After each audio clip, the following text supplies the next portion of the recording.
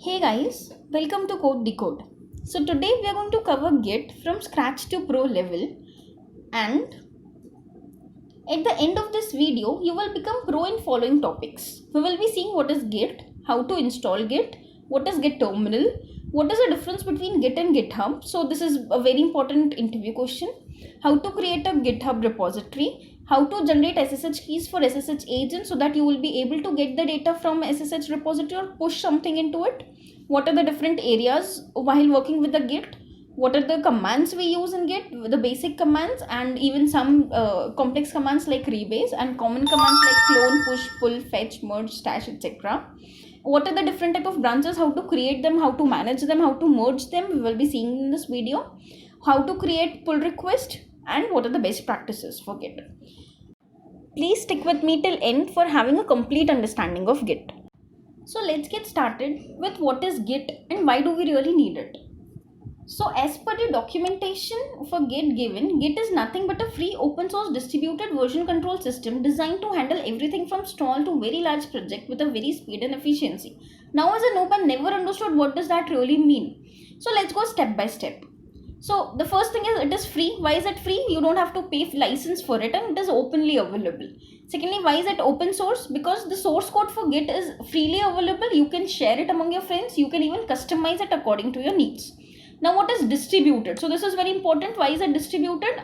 You will get to the real essence of this in a further video, but as for now you understand that it is not centralized. Means the repository is not centralized. It's a one place, but everybody can clone it and use it and do the work in their own local way. So that is why it is called as distributed. It is not at one place. Everybody has its own copy. And the very important part of this definition is version control system. So what do we really mean by version control system, and why do we really need Git in so badly in this real world IT world is being answered by this question, that why is it a version control system. So version control system is nothing but a record keeper for you. So say for example, if you have a file, okay, now in this particular file, suppose two or three people are working together. What will happen if two or three people in the same team is working on a same particular file? Then the version control system is nothing but the one who keeps the record as to who changed this file, how many days it was back it was changed, what was changed. All those records is kept by Git, and even it helps in resolving and discovering the conflicts that may arise when multiple team members simultaneously work on the same file and they might have made the changes at the same place. Then it is the work of version control system to help us discovering this particular change. So that was all about the theoretical way what Git was all about. So let's get started with the practical implementation. So the very first thing we need for this particular tutorial is Git. So the first thing we have to do is to install Git. So this is the link gitscm.com. Here you will be getting the Git in the particular version. So if whatever you have, just install it for that particular operating system as I'm installing. The exe is gonna be installed soon. Okay, so we can see that Git is now installed. Now I'm going to open this particular thing and I'm going to click it for installation purpose.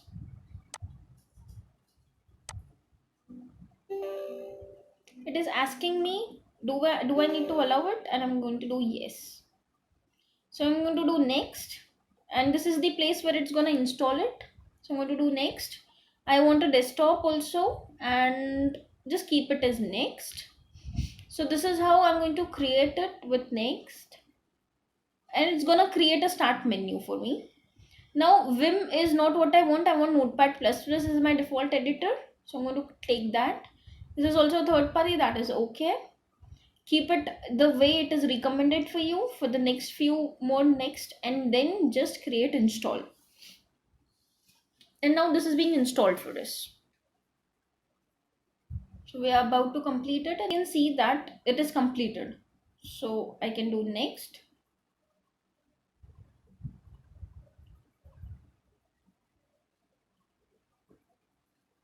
And the Git is done for us. Now to test whether Git is installed successfully or not, we don't have to do anything much. We just have to go to our folder wherever we want to have a new repository. Right click there, and you can see that in every folder you will see this option Git UI here, Git bash here, and even here you can see the Git available for you. So this is how you can make sure that Git is installed successfully. And now we can proceed further since we have already downloaded Git in a local system. So let's move forward and let's see what is the difference between Git and GitHub. So you have seen that once downloaded Git with exe, you have understood that it is something which is very local. So Git is something which is local to our system. So now in this particular folder, I can create my project, whatever workspace I want to create, I can run my code here. And similarly, if I have a big team around with me, say for example, this is me, and I am trying to code at my system. This is my system. Similarly, this is one of my colleague, and even that person is trying to code in the same place but at their own local system. So the code will be here at my system. This person, which is my team member, is also going to have the code at his or her own local system. So now problem will arise that if I have changed something on my system, then how will I make sure that my team members, like, they have the latest code? They can't always come to my local system and ask what changes I have done to the same workspace if they have the same code with them, if I have shared with some mail or something. But I cannot always do that, right? So there, like, this is only with the 2 people. I can have 4 or 5 more team members, so all of them can't come to my place and see what changes I have done. So there must be one space, which is a centralized space called as repository, where I can put my code, these also can put their code, so, and I can pull their changes. So even since they can also pull their changes. So making this possible, like, everybody should be able to put their code in this particular repository and pulling and pushing into this particular centralized repository. So maintaining this particular repository is the work done by GitHub.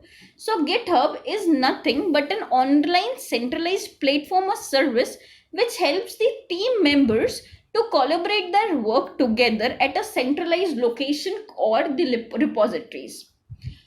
So that was all about Git. So there is Git at the system, there is Git at the system, and this is the GitHub, which is an internet way where we can share all our changes at one particular centralized location. So this is the distributed form of Git, and this is the centralized form of repository in the form of GitHub.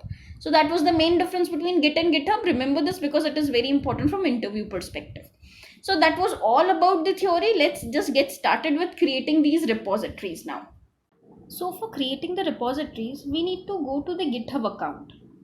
So I already have a GitHub account created for you, a brand new account, so that we can start from the scratch thing. So this is something my GitHub account. Now here I'm going to first start by creating an organization, because we are going to learn Git in the perspective of a real-time organization.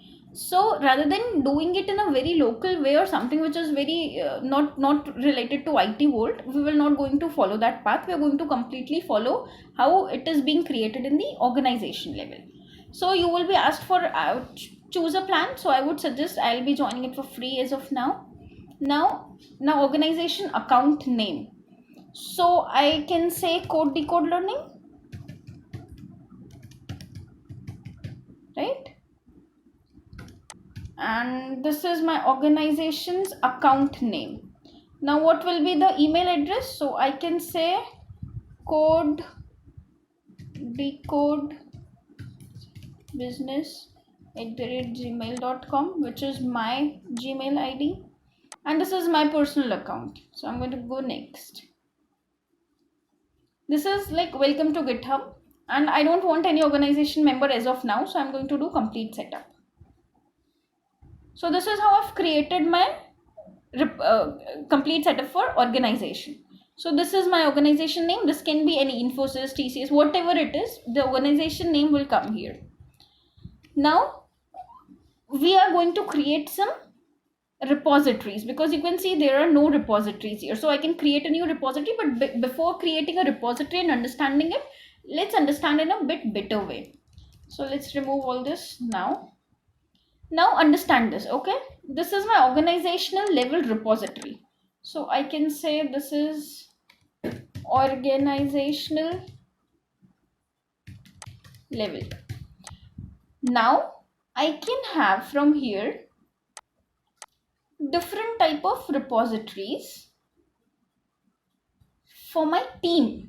So that can be a way that if it is an Infosys, I have some source code. I don't want anybody to modify this particular thing. So every team member should have their own repositories created rather than creating the branches. If you are working on a very small level, you can always create branches from this organizational level repository. But I will never suggest that, because in a large organizations, they never want you to modify anything in any of the branch of an organizational level repository. So always fork it. So how do you create a particular copy of a particular repository? You just fork it. So this is how the two particular members are forking it. Now once you have forked these organizational level repositories, these two repositories are created at user level. So this is my admin level. I'll show you these levels in by doing it by my own. But as of now, understand this diagram. If you will be able to understand this, it will be easy to understand how I code there. And this is user level. Fine. So this is a repository. This is again the forked repositories at the user level. And now what will users do? User will user will actually do nothing but clone these repositories. So this will become local repositories. Fine. So all these people will create first from the organization level, create the user level repository, which is a git which is this till this part we are on GitHub only. This particular thing is done on GitHub, and this once you clone it, that particular repository becomes your local repository on your particular system. So this repository will be computer specific, and these till here, from here to here, these will be on the internet on GitHub. So if this much is clear, let me go ahead and do this particular thing for you. So what we have done at organizational level, I'm going to create a repository. So for that, first I need some, so I'm going to do something on the admin level. So on the Git, I'll create a folder called as admin. Fine. Now once this particular admin is created, I'm going to create a source folder for me. So I have a source code folder which I want to put on GitHub. So this particular folder will have my code, say HTML code, Java code, JS code, Python code, TypeScript code, some images for me, git.asp icons as of now for demonstration purpose. Now I want all this code to be available on GitHub so that my users or my team members should be able to fork it and make some changes in these files, and then they can continue their work. So as an admin, what I have done, I have created my repository. Here, this is my local repository. Now what will I do? I have already created, so I'll create a repository. I've already created this organization. I'll create a new repository here. So what will be my repository name? I can put my repository name as say source code folder. Source code. I'm going to create it as private because I don't want to share it with anyone. I can even click on public so that everybody would be able to see. So the way you want it, and now create a repository. So can you see this particular repository is created, and this is my SSH link. So this is so easy. This was how I created a particular organization. This is how I created my source code repository. But now I want to clone this. So cloning is an easy thing. Like I can use this SSH key and I can clone it. But before that, we need a SSH key setup. So why do we need an SSH key setup? Because whenever you want to put something into this account or get something from this account, you always need some privacy and security. So for that, the secured SSH key is created. Now I'll be demonstrating you how to create the SSH keys. So let's get started.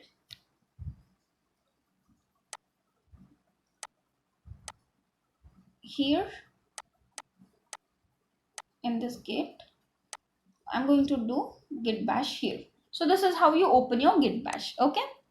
Now I'm going to copy something which is nothing but an SSH key step generation.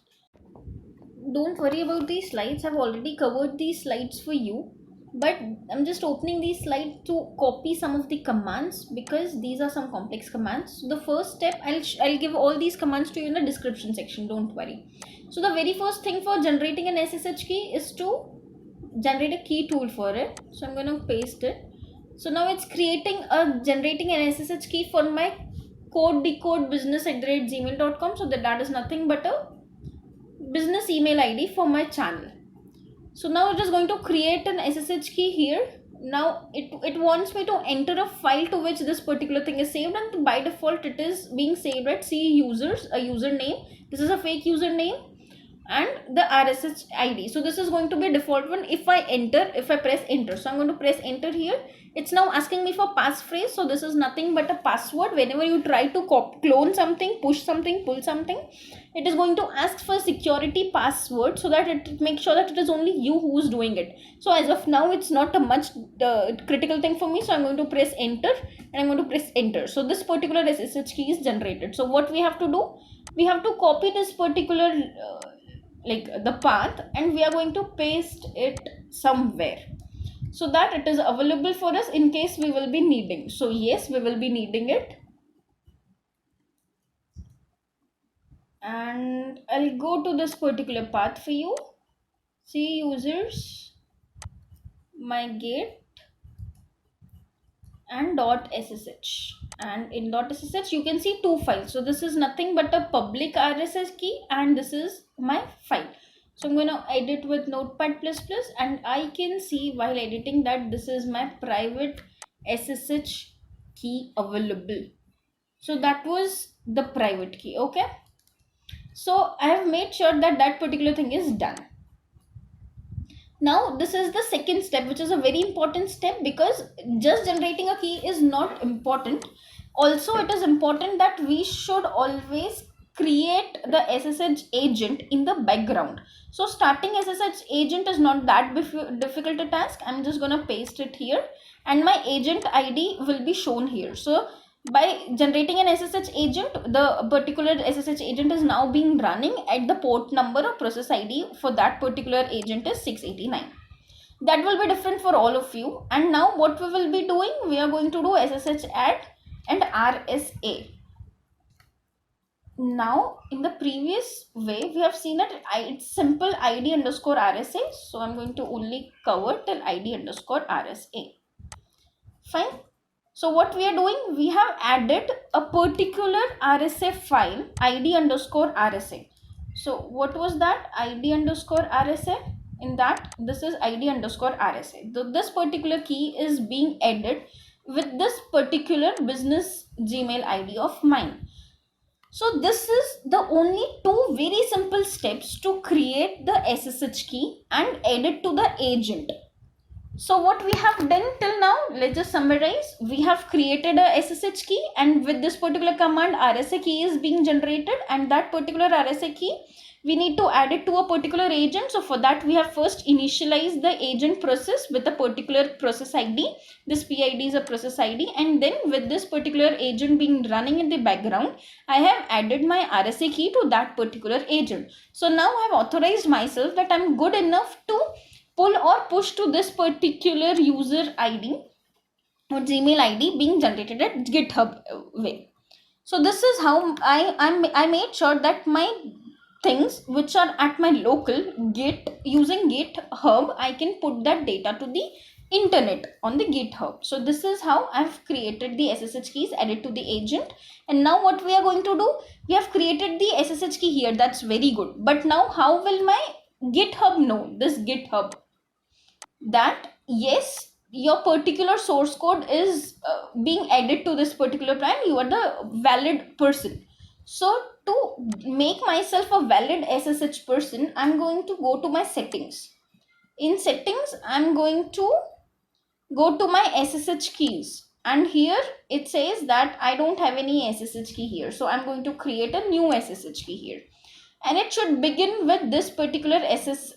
The title I'll be giving code decode lappy, and this should be my key. So it should begin with SSH-RSA. So let's go. Is it begins with SSH-RSA? No. So let's go back. Let me open this for you. So it does starts with SSH-RSA. So make very sure that you follow all the commands, and in this particular, don't get confused in these two files. Always add this public file to SSH keys.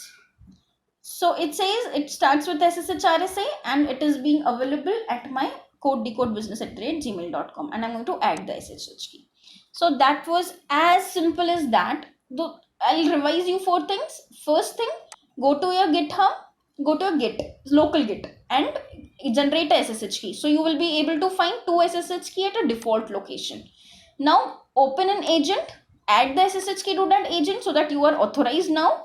But now you have to do it in a GitHub way also. So in GitHub you have to add that particular key here. So now there is 2 ways. So you will be able to connect from GitHub to Git in the local way. So this is how you're going to add an SSH key here, and once done you can now switch to your place. Fine.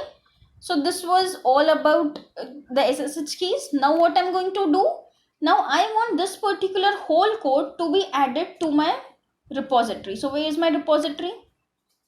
I'll go back.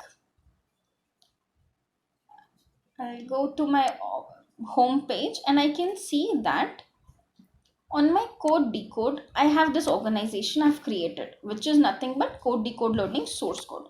So in this, there is nothing but an empty way, right? So what I want to do, I want to put this code here in the source code folder. So now what I'm going to do, I'm just going to do right click git bash here, and in this particular file, in this particular, I don't have any repository or branch available here. So I'm going to do git init. So what does this command do? It initializes your local repository as the git repository, and .git folder is being created here. So I'm able to see my .git folder here. So this is how the beauty of this git init command is. What does this do? It initializes my local directory or the source file as a git repository. So now this particular code becomes a part of working area. So before trying to make this particular code push to the as an admin to the repository, I'm going to cover few areas for you. So let's see these areas. Okay, I'm going to remove everything from here.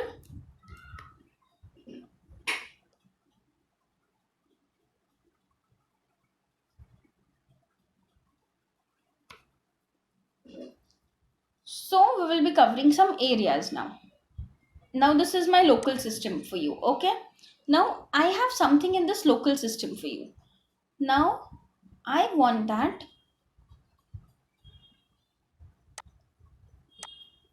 this system has something called as source code, local system. Okay, so this is nothing but a file system for me. Okay, this is a file system in my particular laptop. Now what will happen, this was my source code before this .git. What I have done now, I have done git init. So what will this particular command do? This command will do nothing, but it will get my code into something called as working area. So what is working area? This is the area where I'm going to put my code as a way where my git can understand it, but the files, all the files in the working area are untracked files.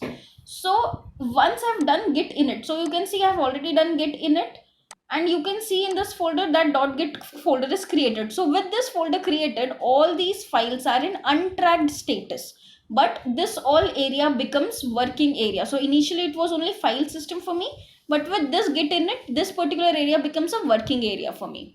Now what if I want all these files to be added in the area where Git at least understands that these are tracked files? That means I know that these files are the part will or are going to be the part of Git. So what I'm going to do is to do git add.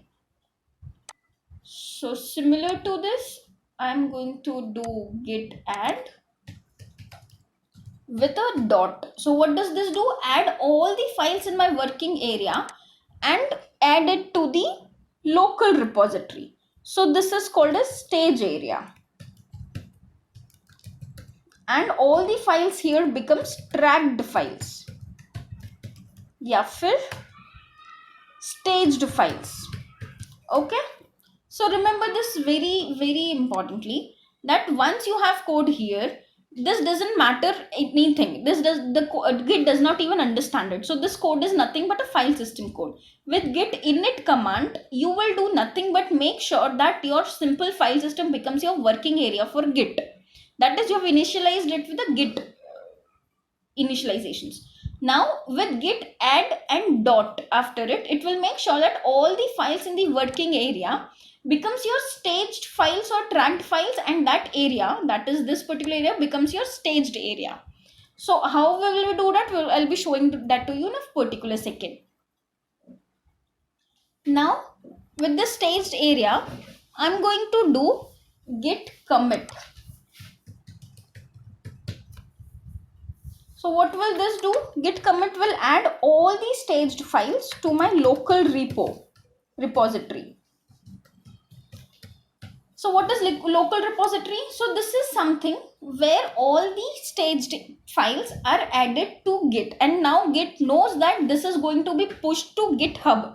So can you see there will be a difference between Git and GitHub. Till now all this thing was Git in my local system. So this was all about local area. Now from this local area, I want that it should be pushed to my GitHub, right?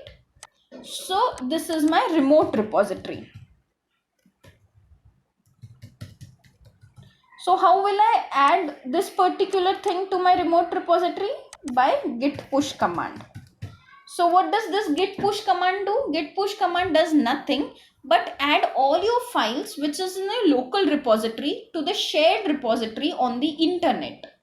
So this is on internet, and all these things from here to here, including this local repo, is in source file system. So only this particular thing is on internet, and whatever you do till here is on local system. So if these areas are clear to you, let me demonstrate that for you. So I've already demonstrated git add to you, and this particular thing becomes my working area. Now what I'm going to do, I'm going to do as per my I'm going to do git add with a dot, git add with a small dot. So what does this do? It adds all my things to the staged area. So I'm going to do git status to show you. So it says that now there is a new file, HTML file, JS file, JS code file, and all these files are there, but no commits are done yet. So it says I'm on master, I have added to my staged area, but these files are not added to my commit. So for what will we do for adding it to commit? I just have to do git commit space -m and my message. So I'll write git commit space -m and my message as first ever commit. Okay, and now I'm going to put enter here. So what it does, it says 10 files are changed, created this particular thing, and now if I do git status, what it will do, it will say nothing to commit, working area is clean. And now with this particular change, what happened, I have done all the staged files with this git add command into my local repository, and now it is all completed in the local part. Now I want this particular thing to be added to the remote repository. So what I need to do, I need to add a command that is called as git push. But before that, you can see here that in this .git folder, in this .config file, I'm going to edit with Notepad++. I don't have any origin or remote repository being told. Like what is my origin, what is my remote repository. I don't have anything like that. So what I need to do? I just need to go back to my repository. And this is my SSH right? So this is nothing but my origin. This is where my original repository lies. So what I need to do? I need to do git remote add. So what does this do? It adds a remote repository. There are two basic types of repositories, like origin and upstream. I'm going to show that to you in a diagrammatic way, but first let me do that for you. So I do git add origin and my SSH key, and I do enter. So what will happen? It will add, but I don't know is it added or not. So what will I do? I'll do git remote space -v. So it's gonna tell me that all for fetching and pushing this particular origin, the one I have already added here, is being depicted here. So this is how I verify that now I'm able to connect with my source repository, which is a remote one where I'm going to push it. So I'm going to do git push -u origin master. So what this particular command will do, it will say authenticity of this particular thing can't be established, and RSH key, are you want to sure that you want to continue? And if I say yes, because it's the first time I'm trying to put something to that particular repository, so it says that you have, like, I have authenticated, yes, it is me doing it, and so it is permanently added to the RSA list. And now my master branch is already available here, and I can see my code here. So I'll do refresh, and can you see I have all my code available under my code decode learning under source code folder. So that was as simple as that. What we have done, we have created a particular source code as an admin. So I was admin here, if you can see my source code, I was admin here. I've added all the source code, all these files with image folder into this particular repository. So now as an admin, I have done my task. The first ever commit I have done, and now this particular source code learning organization is now having a repository which is source code, and this particular repository has all the code. So as a particular admin, my task is done, and congratulations, we have completed one step successfully. Now in the second step, I've showed you that once admin is done, the second step will be to create the users. So I'll go to this particular place and I see this source code. So what I want to do, I want this particular repository to be actually forked by every user. So now what I'm going to do, I'm going to behave like one user also, because an admin can also be a user. So I'm going to do fork. So it's asked me where should I fork. So this is me, this is code decode 0225. This is not code decode learning, this is different from this. This is an organization name learning, and this is my username. So I'm going to create here, I'm going to select this, and I'm going to create here. So can you see, I'll go to my home page for you. So can you see I have a source code repository here, which is a learning one, and I have this a source code 0225. So this is my organization and this is my username. So I'm behaving as an admin here, and I'm behaving as a user here. So when I go here, I can see that this source code also is available under my username. So once I have created a fork, so this is my code decode, this is being forked from this particular organization level source code, right? So it says that this is nothing but a replica of the organization level repository. So I hope this much is clear for you. And now what we are going to do, proceed further, is I'm going to create a user here. So I, in a DE and in the git folder, I am already an admin. So what I'm going to do here, I'm going to behave as a user here.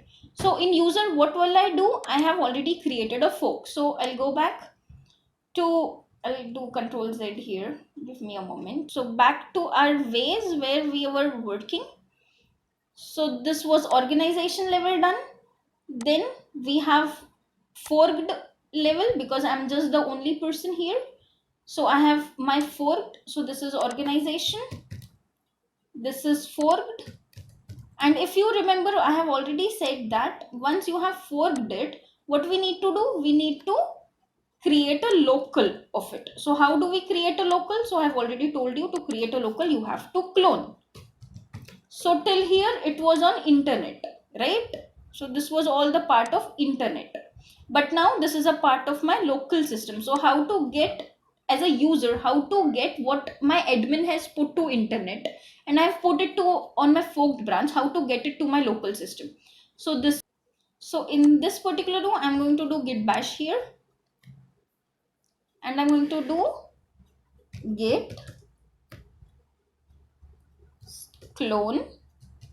And what do I need to clone? I just need to clone my own repository, which is being forked. So this is not my forked. I need to go home. Here, this is my forked. This is 0225. This is my own user. So in this, I have this particular thing as forked. So I'm going to do clone with SSH. So I'm going to copy this particular thing. And with this copied, I'm going to go back to my thing. This particular thing is done, right? So I'm going to do paste. So git clone. This is my username and this is my repository. This is nothing but a sourced forked repository of source code. I'm going to do enter. It says this is a warning. This is permanently added to my list because even pulling and pushing to the new forked repository. The previous one was organization level. As an admin, I did that. Now I'm doing this for you as a user. So this is permanently added. So let's go back to see whether, yes, we have our source code and all the code is available here. So that was as easy as that. So now as you can see that I am in the user folder. In the user folder, I have this .git folder, and in this .git folder, I can see this config file. So I'm going to open that for you, and I can show you that I have an origin already available as my user ID and a source code. But now, as per the rules in the Git, like as in what we follow in the IT world, is that you should always have a forked branch. The remote should be origin, but you never want that your pull should always come from your own forked branch. It should always come from the one which is being an organization level repositories, because multiple team members will push into it. So you want always to be an updated code with you. So you should always put an origin as your own forked branch, but your upstream should be the organization level. So I'll show that to you with a diagram. So I'll do Control Z for this for you. Okay. So now, as you all know, this is an organization level repository. I'll show that with a square only. Organization level repository. Okay. Now you have created organization level repository, right? This is what you have done till an admin level. Now what you will do, you will just create a fork of it. So you will just create a forked repository. Okay. Now once a forked repository is created, which is on user level, okay, so multiple users will create forked repository, and organization level repository will remain with your admin. Okay. Now with this forked branch, what you have done, you have done nothing but you have created a clone of it, right?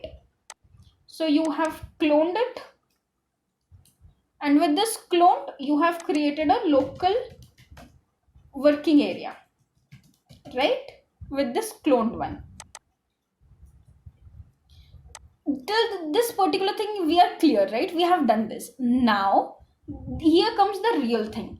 Once you have done some changes in your local repository and you want this particular organizational level repository to have those changes, what you will do? You will push your changes from here to here, right? So this will be your push operation. So now with this push operation, your changes from this particular local area will be committed to your forked repository. This is but your user level repository. So this is one person, that is you. So suppose this hat person is me. Now there are other people also who are using this repository, right? So what will happen? You have pushed to your own repository, but those changes are not visible to other people who are using. So there are multiple people who are using this particular repository, right? So they won't be able to view your particular changes. So what will happen? What you have to do, you have to create a particular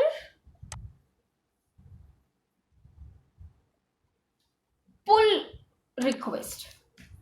So this is called as PR, usually known as PRs.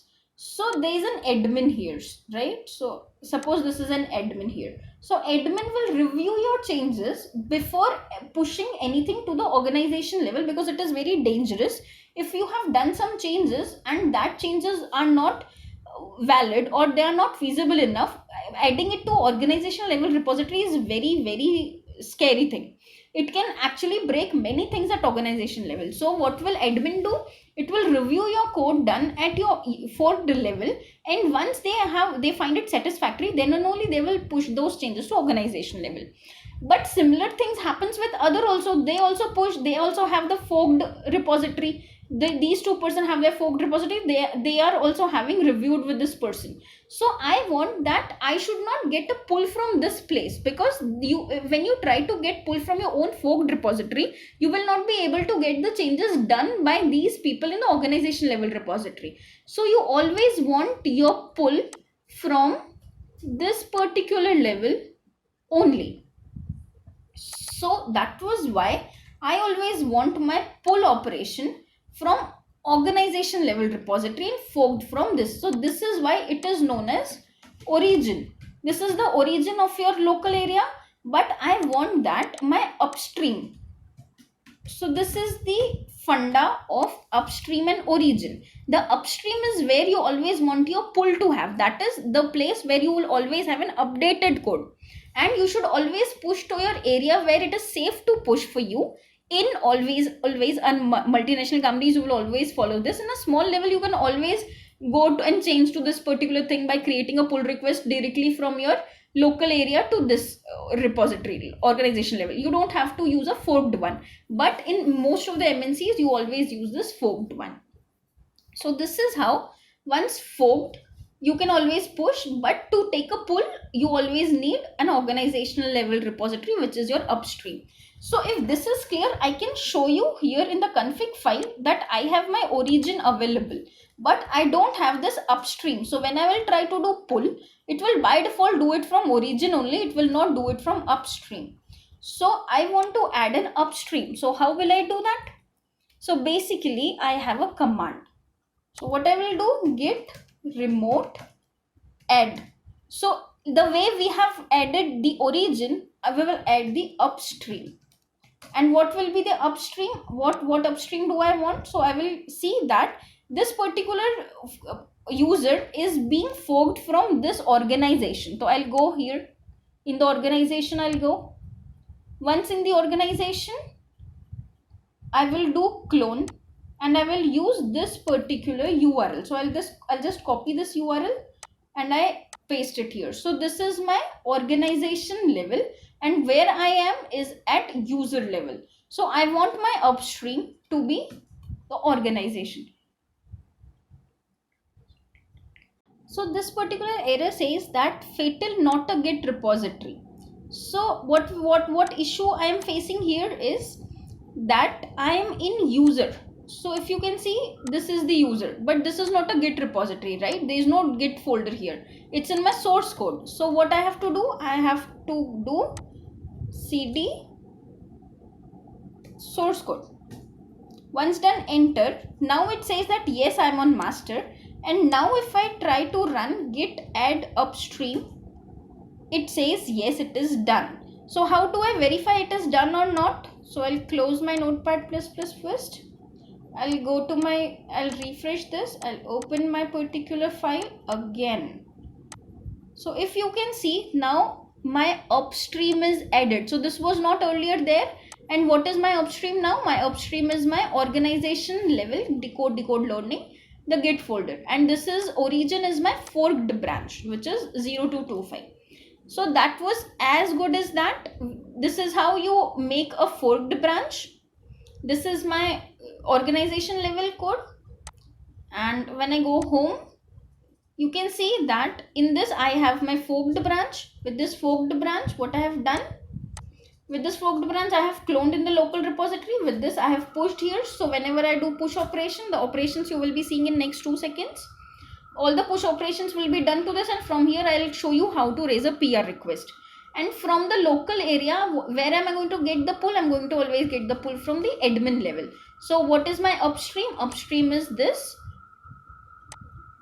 code decode learning, and this 0225 is my user. So this is how you are going to create a fork branch, and you are going to modify your config file to have your origin as this and upstream as this. So let's proceed further for the operations.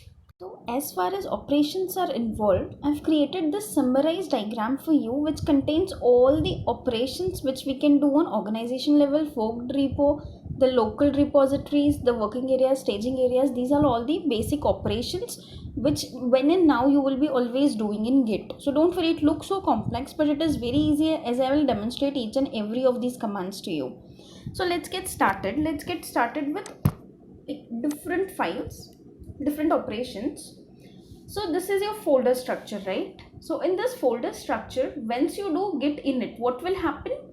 Your area where you are coding will become your working area. So all these things I've already demonstrated. It's just for your summarization purpose that I'm showing it again, what all you can do in Git with this diagram. So this particular part we have already covered, right? With the folder structure where you have code, just do git init and it will initialize your folder with as a working area recognized by Git. So what will be the working area? How will you recognize it as a working area? It will have .git folder, and with that .git folder you will have every Git configurations into that particular folder, and hence Git will know that this is your working area. Once done, you can add those files as I've already told you with git add dot. So it will add all your files in the staging area. Staging area is where you have tracked files. With this particular staging area, we have already seen, right? So I'll show you once more if you want. I won't show you git init because we already have this .git folder, right? But I can show you this .git add dot. So let me do that for you. And so I'll just do one commit for you, okay? So I'll open it, I'll say Java commit, and I'll close this. So what I've done, I have changed something in my working directory. So as soon as I have done something changed in my working directory, but I have not added anything to the stage area, so it will remain an untracked file for me. So to see the changes, what are actually I've done in the working area, but by mistake or by knowingly I haven't added in the staging area so that it can be committed to the repository. What I have git difference. So what I will do git diff. What will this command do? See, I have changed something in the particular file known as javacode.txt file. So I'll show you once again if you want. I have changed here javacode.txt file, right? I have added java commit. So this java code.java text file will appear here. Java code.java.txt file will appear here. So this is how your git diff works. What will git diff do? It will just make it will only show you what changes you have done in working area, but by mistake or something you have not added to the staging area. Now next, what I can do, I can actually do git status also. So what git status will do for me, I will show you. So git status will say that the changes are not staged for commit, and the file is this particular file. So remember this particular thing, I'll show you when once I've added it to the staged area, how will this git status will show me.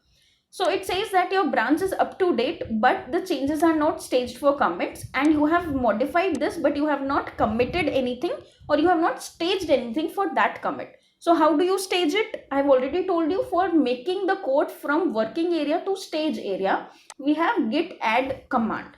So what I will do, I will do git add, and I can use my file name, right? So what is my file name?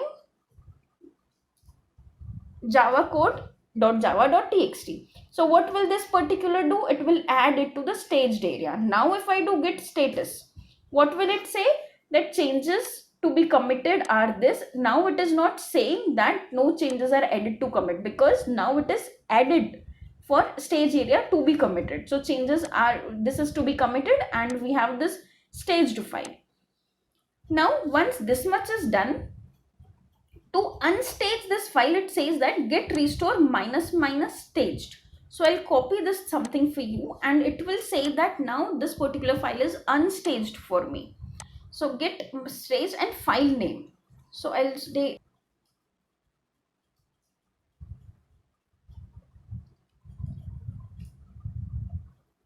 so I have this git restored minus minus staged java code txt file. As soon as I do enter, it will remove. So now if I do git status again, it will say it is now modified but not added to git. So can you see, as simple as that, what your git will always help you. So when I have added something to my staged area, I can always revert that particular thing using git restore minus minus staged. So this is how you will remove the file from the staged area. Now if this is clear, what I can do is, I can do the status. And what git status do, as I have shown you 3 times here, git status will not do anything, but always it will list all those files which are either staged, unstaged or untracked. So here it says it is untracked and unstaged, but here it says it's modified and it is tracked. So unstaged and untracked file will always come in red, but the staged file will come in green. So I hope this much is clear. I will add that for you, because we will be needing to commit that particular file. Now once added, I'll show you the status again. It says it is ready for commit. So I hope we are clear till from here to here, right? Now I will commit that particular thing for you, and with every command I will show you how to get back if you have done it mistakenly. So now I will show you how to commit. I have already shown you, but still, git commit space minus m, and now I will give my message that can be altered. Okay, because in the next step I'm going to show you if I have committed something and if I want to change this particular message, how to do that. So this is my agenda, but as of now I'll show you how to commit it. So it says one file is changed and one file is altered with this particular message. But now I don't want this particular message. So how can I revert my commit with this message? So I will do git commit minus minus amend. So we'll do git commit minus minus amend. So what will this do? Git commit minus minus amend. It will change the last commit message. So I'll do enter. And this is how, do you remember, I have opted for Notepad++. So what that Notepad++ do for me, it will open my file in Notepad++ where I can change or alter or add my comments. So it says my message that can be altered. So I will do my message that is now altered. I'll save this and I close this. And it says one file is changed and my message that is now altered is my commit. So how will you find out whether this particular thing is changed or not? So there is one more command for it to see what changes you are done, or what is your commit history. Display the entire commit history. So that is done by git log. So let me do git log for you. As soon as I do that, it says these are my commits. My message is now altered is the last commit I have done. But can you see the commit message I have already given there, that this is going to be altered? That particular commit is not seen here. Can you see? So this is how you can completely alter your last commit if you want. So these 3 things are now clear to you. Now there's one more thing. How will you remove the latest commit done? So So to remove the latest commit done, we will need to first push it into the repository, right, in the local repository. So what I will do, I will get status says nothing to commit, it is clean. So I will say git push origin and my master. So what will this particular command do for me? It will add my commit and push it to my master. So if you can see, this is done. So if I go here in my GitHub and I will open my user repositories forked repo, that is source code, I can see that a commit is added. And remember, I have removed one commit and added that this particular commit is altered. So let's find out if that particular thing is only pushed. So it says my message is now altered. So can you see, even after committing in my local repository, I have done minus amend and I have changed my message. And if I can go into it, I can see my changes also. It says that I have added this commit. If you can see, the commit I have shown you earlier. So this is how I have pushed my code. So I hope till this much it is clear to you. Now since we have pushed to the local repository and from local repository to the forked repository, as I've already shown you on the GitHub, now the next part, which is a very important part, is to add the branches. So I've already shown you how to add the remote branch, as in I have already added a upstream and an origin to you. So this is not I'm going to demonstrate, you already know that, right? Now the next important thing from local repository is to create a new branch. So I'll try to make a new branch for you, and also I'll try to remove that particular branch for you, so that you can, if you have created a branch by mistake, you will be able to be in a condition to remove it again. So I'll just go to my GitHub. Okay, that's closed. I'll do a git bash and I'll do git branch and my branch name. So my branch name. Okay,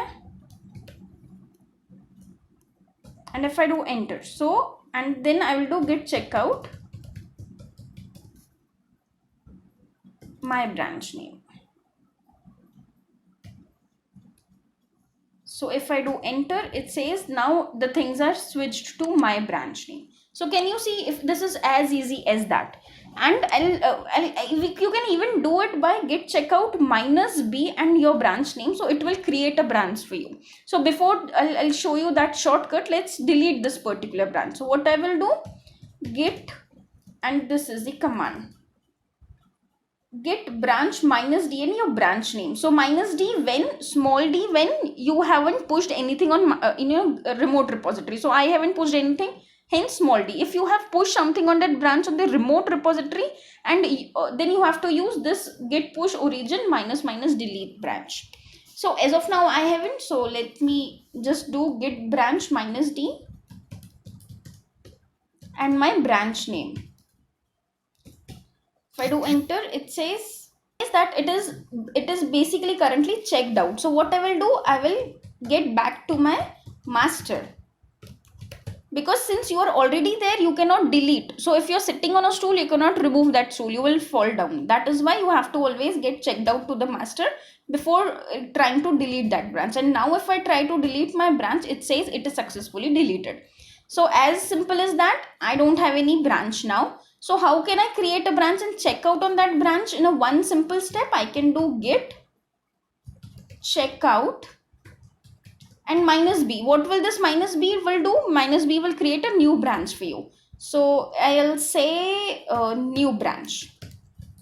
So now a new branch will be created and you will be switched to that branch directly. So rather than taking it on a two-step by doing git checkout and git branch, so when you did git branch, you were still on master. So you have to check it out. So I'll do it in a one simple step. So this is how you can create the branches. But if you go to GitHub, you will not be able to see this branch because you haven't pushed anything to this branch. So if I again refresh this particular thing, I cannot see the branches created. It is only one branch, which is master, which is a default branch, right? So how do I push, if I want something to be like in this particular branch to be pushed, so I will do git push enter. So it says the current branch has no upstream branch. So what will I do? Git push origin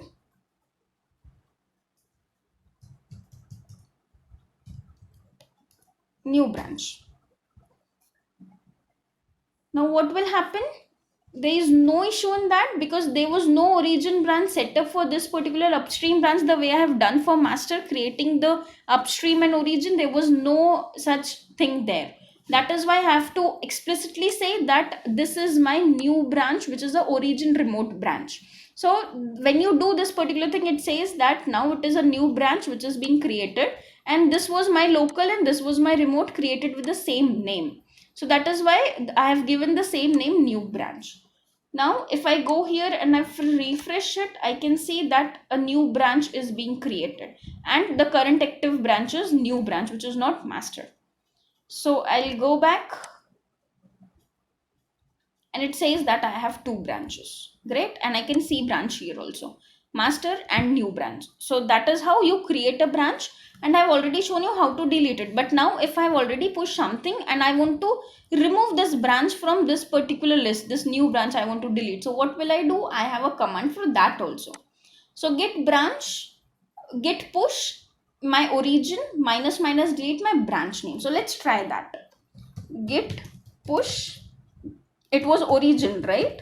Because I've created with origin, so I have to delete it with origin.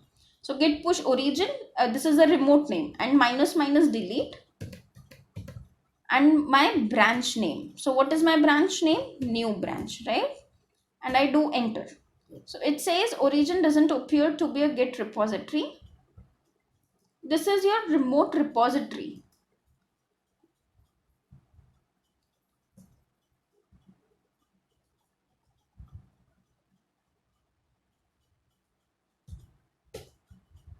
So I've forgot one I there. Now I've added one particular line and it says it is deleted successfully. So if it is deleted successfully, let me go back and see if this particular thing is removed or not. So I'll refresh this particular thing for you. And once refreshed, you can see there is only one master left. There is no the another branch on the GitHub in the internet itself. So this is how your two particular ways work. The first way is to get branch minus d and branch name. This is for local deletion of your branch, and get push origin with I, which I forgot, minus minus delete new branch, and this is how you delete a particular remote branch if you have pushed something into it. So this was as simple as that, but as of now, because I want this particular thing, because I want to show you how merge and rebases will work, I need a branch. So what I will do, I will create a branch again, and it says it already exists. So what I'll do, I'll new branch again, create for you, because it was in a local one, and now I'm going to push it. And this is by going, this is since I'm pushing it, so this is going to be my new branch remote name. If I do enter, and this is trying to push something to it, so new branch is created, and I'll refresh this particular thing for you, and if you can see, it is a new branch again. So as simple as that. So if we have done playing with the branches, can I move ahead? So till now we have completed all these things. Now this get clone is already been shown to you when I was trying to clone the repository as an either as an admin or as a user. This git push is also shown to you. I have just pushed into the origin thing. Now git merge, this is the last and the very important thing required in whole git tutorial, the merging part of branches. So there are two ways to merge, that is git merge and git rebase. So for git merge will actually, what it will do, it will create and restore your time and date when you have actually merged your branch from the new branch. So let me do that for you. It will be much more easier for you. So currently I'm on a new branch, right? Now let me check out to master. Suppose what happened. Now being on master, if I try to go on my user source code and I open this file, I have one commit here, right, in java code.java file. Now it is a new commit now. So if I save this particular file and I close it, right, so what will happen? I'll do git status. It says that the particular file is changed. So I'll do git add and my Java code. So if I've added this, what I can do, git commit with a message saying a brand new commit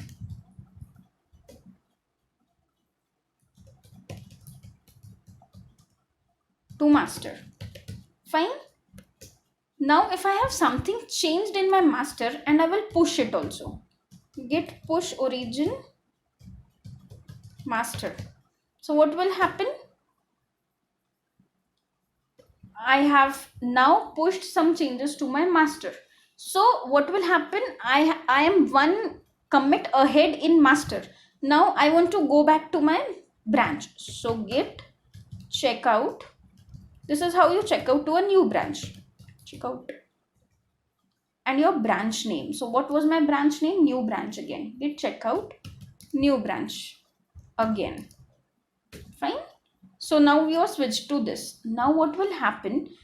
This particular branch is behind it, right? So I'll show you how. I need to refresh it for you. Now if I go into this particular file, you can see there is only one line, that is Java commit. I don't find my another changes here, right? So what will happen? If I want this particular branch to have the code of master, so what will I do? I will do git merge master. So what will happen? Enter. It says that one particular file is changed and insertions are done. So I'll close this. I want to refresh it. So this particular file has been modified. You want to reload it? I say yes, and says new commit now. So can you see this particular branch will have the new code changes have done to master. So this is how the git merge master works. So what will this particular command do? It will merge all the changes done in the master into your file, your particular, all the files in the particular branch, your branch. So whenever you start a new day, it is always recommended that the first thing you go onto your git space, just do git merge master. If somebody has changed something, or you can do git merge upstream master. So if something is done or changed from master, you should get that into either by taking a pull or by merging it. So this is how you do it. Now let me get back and I'll show you how rebase works. So I'll get checkout master again, and now once I'm into it, I'll change something again for you. I'll close this and I'll refresh. So it should have 2 lines now. Yes, and this is my third master commit. Fine, and I'll save it. Now if I save it and close it, it should be in my git status. Same thing again. It says one file is modified. So what I'll do? I'll add this particular file. Once it is added, what I will do? I will commit with a third commit to master. Okay.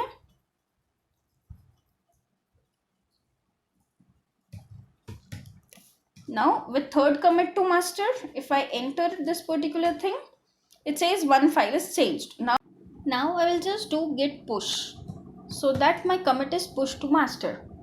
So git push origin master. So what will happen? My changes are now pushed to master branch. It says git pull again. I'll pull it. Once pull is done, I don't want any commit message for my pull, and I'll push origin master. Once push is made successful, which is going to be in a second, now what I'm going to do is I'm going to get back to my feature branch. Git checkout, which is my feature branch, new branch again, right?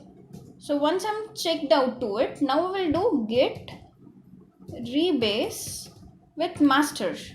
So what I want is my new branch which is being created should be rebased with master. So what all changes is in the base will automatically come beyond this particular new branch again. So this is how, this is something again which is similar to merge, but it is very different from merge because it will create a simple single hierarchy, which is a very complex thing. I will explain into the next video if possible. So as of now, understand how git rebase works, and once it is done, it says successfully rebased and updated the new branch. So if I go back to my code decode and my new branch, if I says it is rebased now, so I cannot see the commit, but the changes are in this particular branch. So this is how this particular rebase worked. Now if I go back to my source decode code and on the master, I can say that the branch is ahead of the master. Now if this particular thing is done, I can show you the remaining part, which is git pull upstream and git fetch. So I have already told you that if you're in the local branch and if you have a forked branch, you should never take a pull from the forked one. Whenever some changes are done to the organizational level repository, then you should always pull from the upstream. So how will I do that? So I'll again get back to my master, git checkout master, sorry.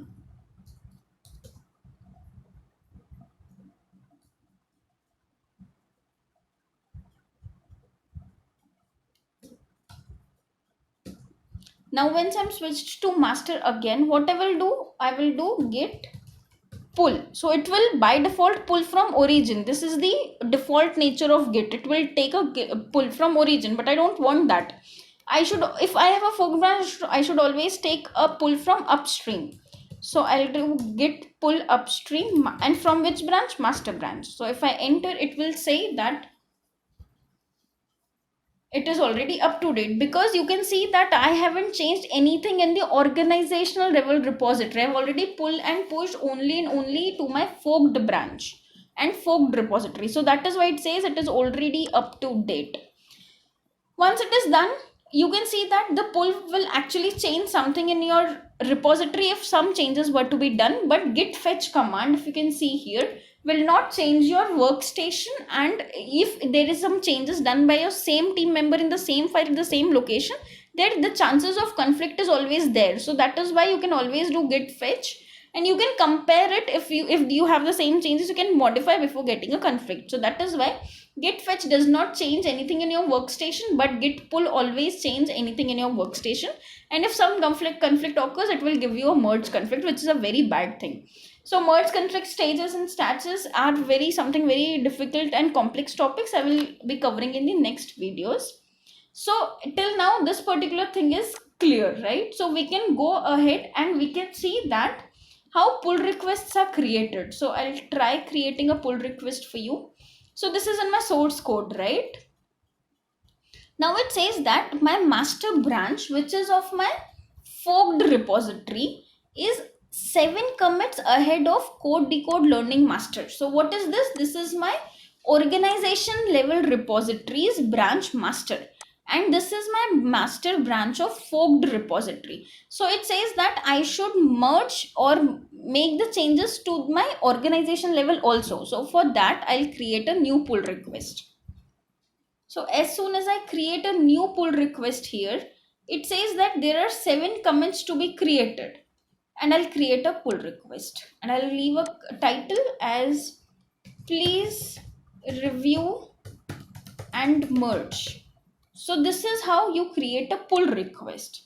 So once the pull request is created, you can always get back to your organization level repository, and it says that one pull request is raised. And what does that pull request says? These are the 7 things, and you can always go and check what changes are done in each of these, clicking on each of these commits. So it says that one particular thing is committed. So this is how in this particular pull request is raised, and if you try review the changes, it will say that this particular thing is done and submit a review. you need to leave a comment. So fine, you can leave a review comment like reviewed. Okay, and if it is, and I'm submitting a review, fine, it says that it is reviewed. So what now I can do is I can always merge the pull request. So there are options of merging a pull request, create a merge commit. So all the commit from this branch will be added to the base branch via merge commit. So one commit will be created. Squash and merge, the all the 7 commits will be combined into one commit in the base branch. So this is what I always prefer, because one person has created 7 commits. So I don't want that in my organization level all these 7 commits should come as 7 different commits. I want that it should be squashed and merged as one particular commit. So I'll do squash and merge, and I'll click confirm squash and merge.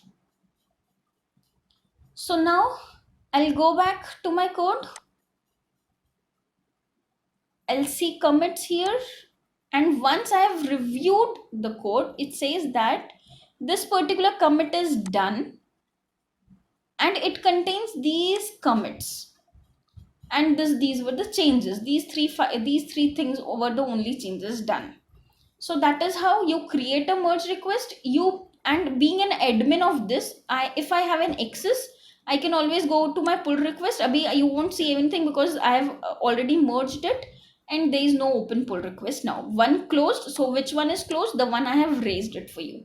So this was the one I have raised for you. So I hope that much is clear how to pull, push, rebase.